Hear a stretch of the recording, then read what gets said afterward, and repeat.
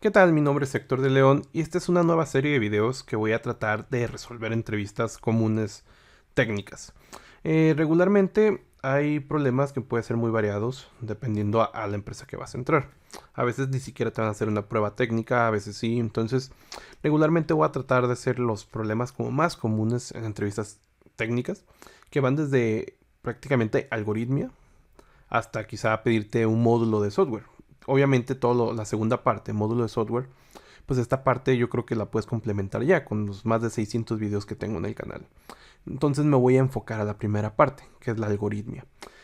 Voy a comenzar con un problema súper básico, que este problema se lo pueden pedir a una persona junior, que es, dado un número cualquiera, que sea un número entero, decirme si este número es un número primo o decirme si no lo es. Es un problema básico, pero es un problema que muchos truenan porque el simple hecho de no entender realmente la pregunta.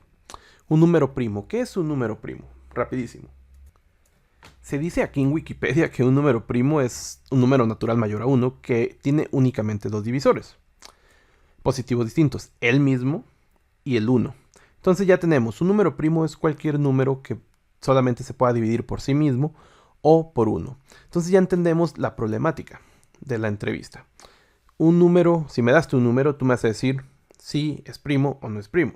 Aquí vemos unos ejemplos. Vemos que el 2 es primo, el 3 es primo, el 727 es primo. Entonces, el algoritmo es lo siguiente. Tenemos que hacer que cachemos un número o capturemos un número y este número verifiquemos si es divisible por sí mismo, por 1, pero si es divisible por otro número que sea distinto a estos dos, entonces no va a ser un número primo. Entonces vayamos al código. Voy a hacerlo en C#, pero la algoritmia es muy parecida a cualquier otro lenguaje de programación. Entonces entendamos la pregunta. Un número, entonces, ¿qué es lo que necesitamos al principio? Pues una variable. Esta variable vamos a cachar en un número. Segundo, el problema nos dice, si tú metes un número, este número verificarlo. Entonces necesitamos capturar ese número. Entonces aquí vamos a poner console.writeLine y vamos a poner simplemente el texto de escribir. Escribe un número. Bien, ahora, ¿cómo se cacha el número en C#? Pues prácticamente hacemos number, int, vamos a castear lo que recibimos con la consola. En este caso console.readline. Y esto que se escribe en la consola lo vamos a guardar en la variable number parseada, ya que esto me regresa un string. Bien, ya tenemos la primera parte, que es la más sencilla. Esto simplemente te va a pedir un número, cualquiera. Este problema es típico en los niveles juniors, de repente se traban por eso, por no entender realmente lo que tienen que hacer. Mira, ahí está, el 4. Entonces todavía no sabemos la funcionalidad de si es primo o no primo. Vamos a hacer una función. Voy a hacerla estática simplemente porque estoy invocándola dentro de main. Si no la hago estática, main no la puede ver, ya que main pertenece a la clase, no al objeto, siendo estático. Bien, public static. ¿Qué es lo que necesito? Que un número me diga, una vez escrito, me diga, ¿es primo o no es primo? Entonces necesito una respuesta booleana, true o false. Entonces aquí necesitamos que este método me regrese true o false. Entonces este método lo vamos a llamar isPrime. Y ahora, ya tenemos el método. Este método, ¿qué es lo que va a hacer? Va a verificar un número si es primo o no es primo. Entonces necesitamos recibir un número. Aquí vamos a recibir un número.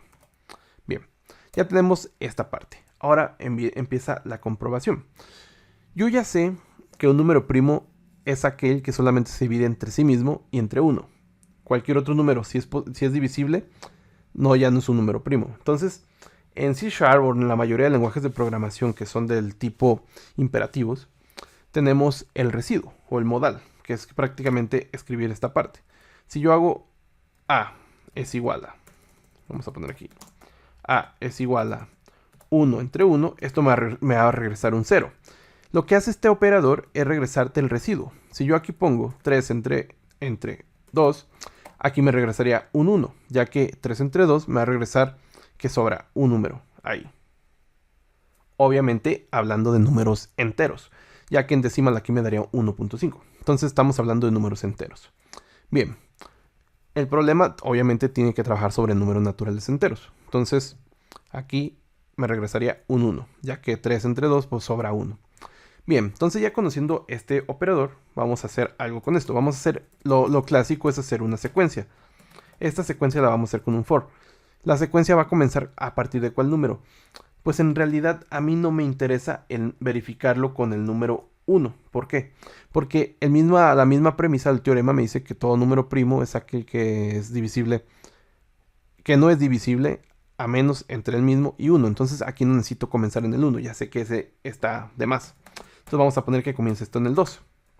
Vamos a poner que está ahí sea menor a qué, pues a mi número, ya que no voy a poner menor o igual, ya que sé que también la regla del número primo dice que cualquier número que sea divisible menos el 1 y menos por sí mismo. Entonces no quiero llegar a mí mismo para verificarme con el modal, para obtener el residuo.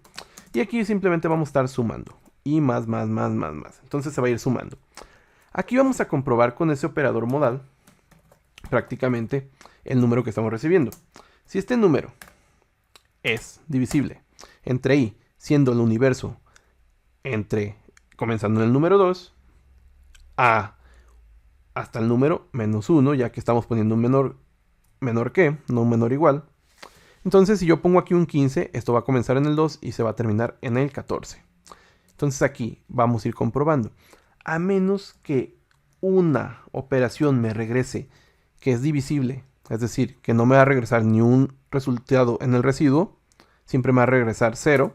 Entonces, si hay un número que me regresa 0 es porque es divisible por otro número aparte de sí mismo y 1, por lo cual aquí voy a regresar, este no es un número primo. Ahora, si nunca cae este false, pues aquí voy a poner que sí es un número primo, ya que si cayera en este false, pues se saldría. Y si no cayera es porque nunca se cumplió esta condición. Y la que se cumplió, pues fue prácticamente que sí es un número primo. Vamos a verificarlo. Vamos a ver algunos números primos que están acá en Wikipedia.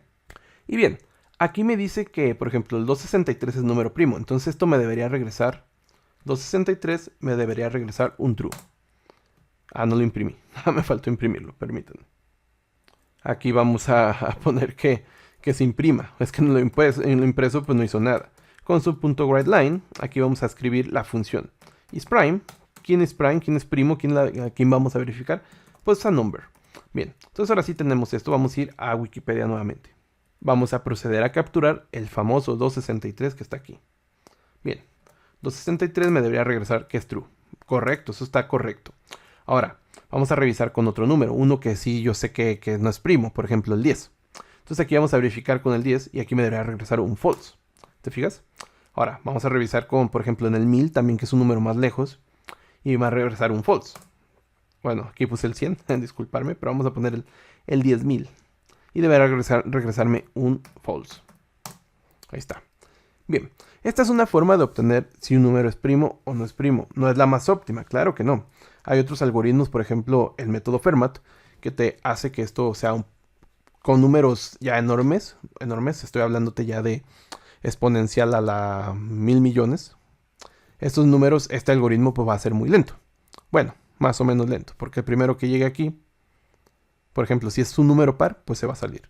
Pero hay otros métodos que son más óptimos, como el método Fermat, que al principio se evalúa si un número muy grande es candidato a ser primo. Entonces ahora sí se evalúa con un algoritmo como este. Pero ese no es parte de la entrevista. No te vas a meter a ese concepto de Fermat en una entrevista para un programador junior, porque a veces ni el mismo que te va a entrevistar sabe qué es el método Fermat. Bien, espero te haya gustado, darte una idea de cómo se trabaja cuando estás resolviendo algoritmos. Este video está hecho muy básico, ya que es el primer video piloto para ver si es del interés de ustedes.